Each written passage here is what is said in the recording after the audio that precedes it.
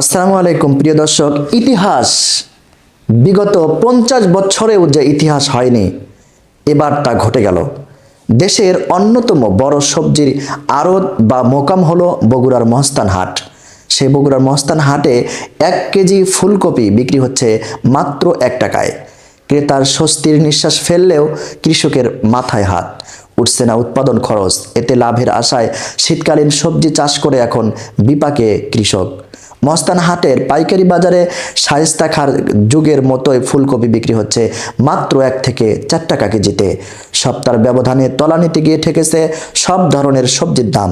মূলত উৎপাদন বৃদ্ধি ও বাজারে পর্যাপ্ত সবজি আসায় দাম একেবারে পড়ে গেছে।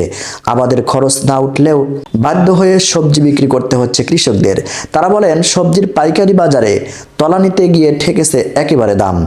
ফুলকপি কেজিতে মাত্র 1 থেকে 4 টাকা ও মূলা বিক্রি হচ্ছে 5 টাকা কেজিতে।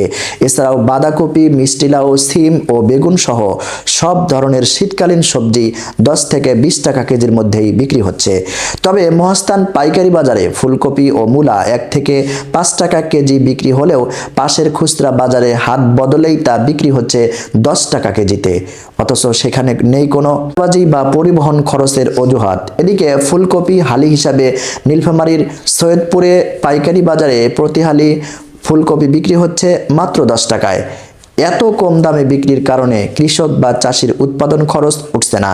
সৈয়দপুরের বাইপাস সড়কের 2টি পাইকারি বাজার ঘুরে এই চিত্র মিলেছে।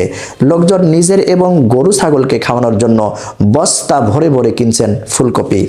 আর খুচরা ব্যবসায়ীরা এই বাজার থেকে সবজি কিনে গ্রামের হাট বাজারে প্রতি পিস 10 টাকা দরে বিক্রি করছেন ফুলকপি।